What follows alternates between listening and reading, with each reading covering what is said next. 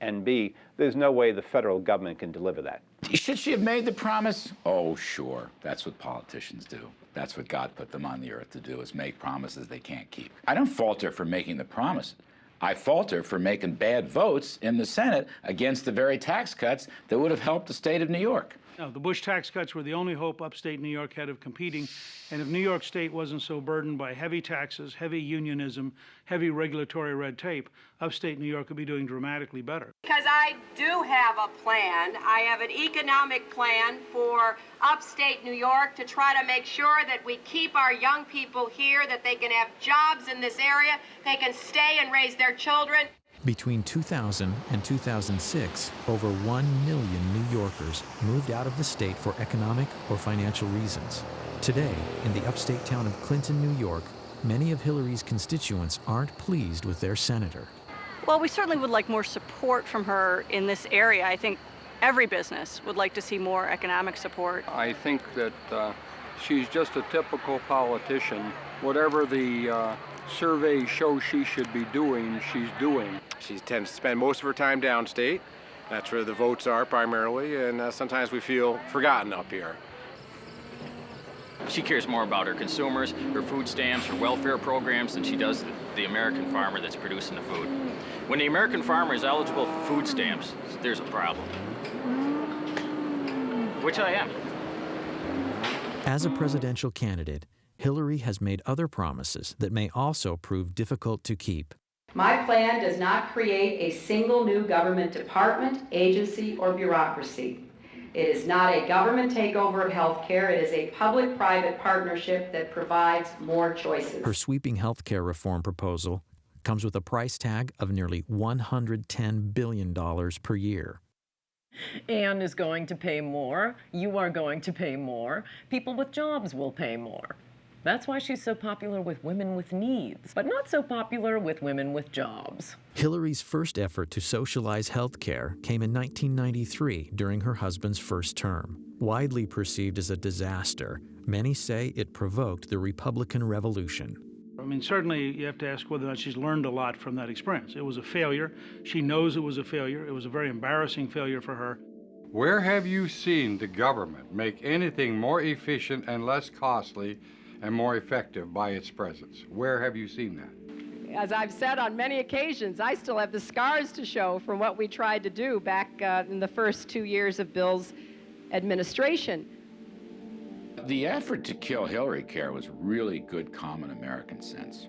Americans know a bad fish when they smelled one. Everything Hillary wants for America is what Canada does for all of its people, any one of whom that has $5 extra in their pocket comes across the border to the United States for health care services. I think it's worth remembering, after her health care fiasco, the Clinton team put it aside. They gave her ceremonial duties thereafter. She was more like a Pat Nixon than she was like an Eleanor Roosevelt from mid-94 onward, because Bill Clinton's professionals recognized she'd made a hash of the one big policy she'd been given. She was essentially out of the White House in 95, 96. And I know because I was there most of that time. She was visiting China. She went to 70 foreign countries. She wrote a best-selling book, did book signings. Then when the Lewinsky scandal broke, she came back to Washington, and in 98 and 99 led the effort to keep her husband in office, and in 99 and 2000 spent her time running for the Senate in New York.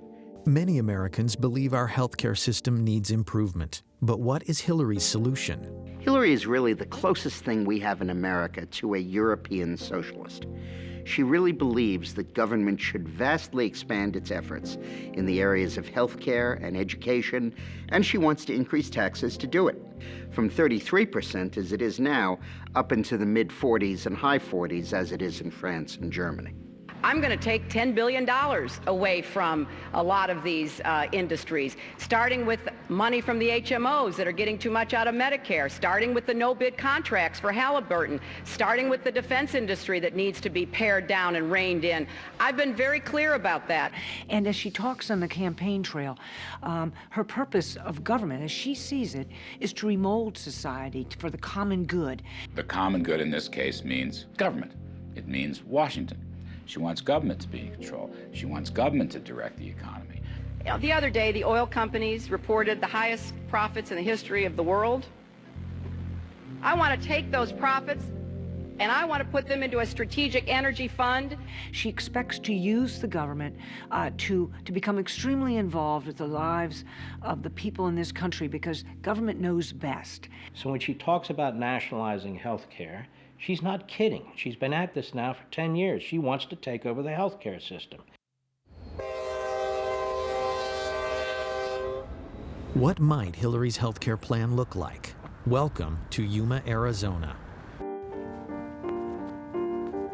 In my practice, about 70% of the care is paid for by Medicare, federal government, and another 20% is paid for by the state. So essentially, we're a very socialized medical community here. But with so much free health care available from the state and federal government, abuses are inevitable. One of my favorites is a patient of mine who was actually a drug runner. His books didn't tally, and to teach him a lesson, they blew a hole in his foot with a shotgun down in Mexico. Well, he went to the closest medical hospital in Mexico where medical care was free, and they were going to amputate his foot. So he hopped up to the border, literally, and at that point demanded an ambulance, which by our emergency medical laws we have to supply. So we got an ambulance to him, we brought him to our emergency room. I asked him, I said, let me guess, this guy's insured, right? And my friend said, oh, actually, he has Medicare. This guy's been wanted for years on 4 federal warrants. We're giving him his Social Security check every 2 weeks. Critics say Hillary's healthcare overhaul is not unlike what citizens of Canada or the UK now experience. Yes, much of it is free, but is there a catch? The waiting lists get longer and longer. You can wait 6 months to see a specialist. That's socialism. When you're standing in a line, waiting and waiting, that's socialism. I'm thrilled that universal health care is back on the national agenda. You know, as we remember back in '93 and '94, we tried to come forward with the plan. We weren't successful. I have the scars to show for that experience. Medicine should be between one physician and the patient, not between an army of bureaucrats and the patient. If people give their health to the government, what does the government not control? The federal government from 3,000 miles away is not your doctor. Hillary's health care is one of the few Clinton campaign platforms that contains specifics. But on other issues important to Americans, what does she believe? But on specific issues, I've come out with very specific plans. With respect to Social Security, I do have a plan. But personally, I am not going to be advocating any specific fix until I am seriously approaching fiscal responsibility. Do you, the New York Senator Hillary Clinton, support the New York governor's plan to give illegal immigrants a driver's license? I did not say that it should be done, but I certainly recognize why Governor Spitzer is trying to do it. No. You said yes. No. You thought it made sense to do it. No, I didn't, Chris. It makes a lot of sense. What is the governor supposed to do? Do I think this is the best thing for any governor to do? No. Obviously, she hadn't been coached on. And if she's not coached, she's, despite the fact that she's intelligent, she is so insecure and so loathes the give and take of real politics that she just seizes up. And she sure seized up when those questions were asked her. You know, finally, for the first time, everyone talks about, well, Hillary talks about how, oh, they were so mean to her, they were so mean to her. All that happened in that debate was that, I think it was Tim Russert in that debate, engaged in the old journalistic practice of the follow-up question. That's all it took, and, you know, all hell breaks loose because Hillary's asked to actually tell us what your position is. You know, it raises the question, can you withstand the criticism in the way that any president has to? Because there's going to be a lot of it for any president at any time, even the most propitious times. And if you're going to whine about people complaining about you, that doesn't suggest presidential stature or character. I can support the president. I can support an action against Saddam Hussein because I think it's in the long-term interests of our national security. If I had been president in 2003, I never would have started this war. And if it is still going on when I am president in 2009, I will end it. I was one who supported giving President Bush the authority, if necessary, to use force against Saddam Hussein. I believe that that was the right vote. If I had been president in October of 2002, I would have never asked for authority to divert our attention from Afghanistan to Iraq, and I certainly would never have started this war. So it is with conviction that I support this resolution as being in the best interests of our nation, and it is a vote that says clearly to Saddam Hussein, this is your last chance. Disarm or be disarmed. I stand for ending the war in Iraq, bringing our troops home. We're going to have troops remaining there guarding our embassy. We may have a continuing training mission, and we may have a mission against al-Qaeda in Iraq. There's one Hillary who says, I'm going to bring the troops home right away when I'm elected president. Another Hillary who says, I'm going to keep troops in Iraq indefinitely. One of these two women is lying.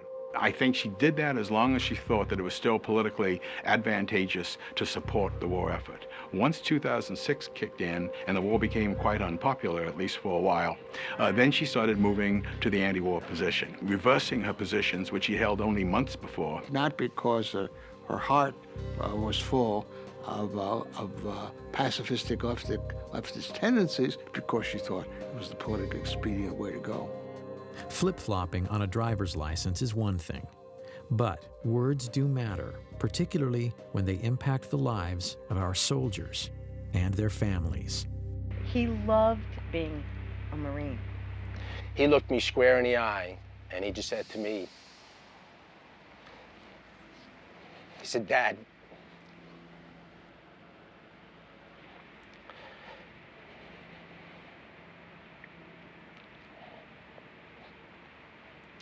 he said, Dad, what could be better, what could be more honorable than to serve your country? It was at that point where he became my hero. In January of 2007, Senator Clinton visited Iraq. While there, she did an interview with ABC News, stating, I don't know that the American people or the Congress at this point believe this mission can work. And in the absence of a commitment that is backed up by actions from the Iraqi government, why should we believe it? Because I was in Baghdad at that time, and we talked about that. I'm thinking, what the heck goes through the minds of our military that are out on those front lines, the Ramadi, the Fallujahs, out walking the streets of Baghdad, Hadifas, and throughout Iraq, putting their life on the line every single day and hearing something like that. It's just so demoralizing. Robert Buzz Patterson served as the president's senior military aide in the Clinton White House. Distinguished service in the Air Force, including combat missions, and his regular interaction with the First Lady gave him unique insight about the potential future commander-in-chief. They see that when Mrs. Clinton says something stupid about the war, or Harry Reid says the war is lost, or Dick Durbin calls them war criminals, that is played immediately on Al Jazeera and Al Arabiya overseas. That does nothing to support the troops. All it does is embolden the enemy to believe if they can hang out a little bit longer, they win. It's very hard to believe her because you don't know what the next day she's going to say, and you know it's terrible. Everybody from a four-star general to a private understands what it means to be a leader, what it means to have moral backbone and discipline and integrity. And the military saw none of that during the 1990s and does not see that any of those attributes in Mrs. Clinton today. If we do pull out and we do not complete this mission, my son's sacrifice would have been in vain, along with the other fallen heroes.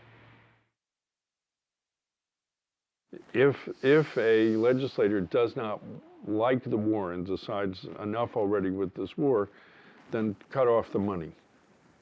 They're entitled to do that.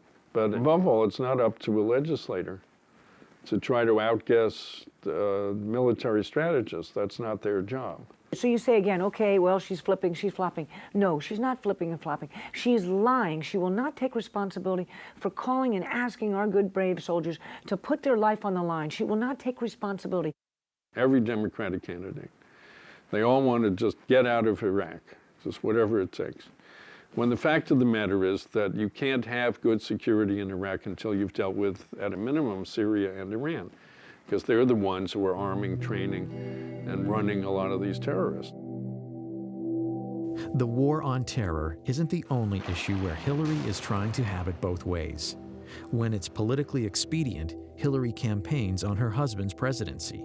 But when the polls say otherwise, she abandons their record. What she can't be is selective in terms of, cherry picking and making determinations that she's now suddenly the face of foreign policy, that she, shaped economic policy, except for the stuff that didn't work out, in which case that was somebody else's problem or somebody else's fault. Ladies and gentlemen, you have just heard a stunning illustration of my real campaign slogan. Buy one, get one free. This is as much about Bill Clinton as it is Hillary Clinton. I mean, for purposes of this election, it's one and the same. Buzz Patterson carried the nuclear football for President Clinton. While serving in the Clinton White House, he learned firsthand about the former First Lady's qualifications. When she was moving them around the White House hallways and corridors, the edict was for us to avoid eye contact with her so as to preclude her from making exchanges like good morning, good afternoon, and therefore those of us that worked in and around herself and her husband would oftentimes dive into open office ways or doorways to avoid her stare. Well, I saw her vent on her husband many, many times. In one particular situation, we were at a fundraiser. As we entered the elevator to go to the top floor of this hotel, Mrs. Clinton lit into her husband with every profane four-letter word you've ever heard in your life, and as a military guy, I've heard them all. The anger really took me by surprise, how vicious it was and how profane it was, and then of course, we got to the top floor of the elevator, of the hotel, and the elevator opened. They were holding hands and smiling and waving like they could turn it on and off in a heartbeat. Both Clintons are well aware the war on terror could be the key issue in Hillary's run for the presidency. Both have been quick to fault the Bush administration for failing to prevent the 9/11 attacks, while absolving the Clinton White House of any missed opportunities. There were many times, 8 to 10 that I'm aware of in the 1990s, that we had a chance as a country to capture bin Laden or to kill him, 8 to 10. And every time we had a viable opportunity, Clinton chose not to pull the trigger. And I'm certain that if my husband and his national security team had been shown a classified report entitled Bin Laden Determined to Attack Inside the United States, he would have taken it more seriously than history suggests it was taken by our current president and his national security team. Patterson says that's laughable. He says President Clinton was briefed by multiple U.S. intelligence agencies of al-Qaeda plans to attack the United States. We knew about the potential. Nick specifically pointed to the possibility of using hijacked airliners into the Pentagon, CIA headquarters, and it also talked about New York City. Cyrus Nowrasteh is the award-winning writer-producer of the ABC miniseries The Path to 9/11. Though his movie takes aim at both the Clinton and Bush administrations in the days and years prior to 9/11, Nowrasteh says he and his film were targeted by the Clinton machine. There was a huge coordinated campaign to discredit the movie and me and get Disney ABC to pull or recut the movie. In the weeks just prior to air, Nowrasteh's home address and email were posted on various pro-Clinton websites. I got death threats at my house, I got hate mail, and they set about basically trying to destroy us and stop this thing from airing. Intimidation included 5 senators, led by Harry Reid, sending a letter to Disney ABC threatening to revoke their station licenses if they didn't pull or recut the movie. You gotta understand, these phone calls, the threats on the internet, these bloggers, all of these people out there, none of them had seen the movie. This was all political spin, and it was generated by ex-President Clinton from his offices in Harlem, where he met with all of these bloggers to specifically discuss countermeasures against the ABC broadcast, The Path to 9/11, and how they could get it pulled from the air. Disney ended up cutting about 3 minutes from the over 5 hours of the broadcast. So I'm going to show that to you now. They have the compound surrounded. They know where bin Laden is. Mr. Berger, is this something And that what they need to do is coordinate with Washington. So they're on satellite phone communication with Sandy Berger, Richard Clark, George Tenet, et al. From Washington to basically get the final green light to go ahead with this operation. Our people are in place. Now, it's been confirmed that Osama bin Laden is in the building on the site. You are the National Security Advisor. Can't you give the order? Look, George, if you feel confident, you can present your recommendation to the president yourself. So if it all goes bad, it comes down on my head, like Janet Reno in Waco. The buck stops down the hall.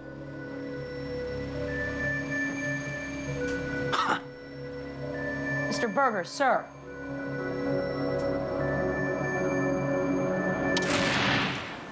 Unbelievable.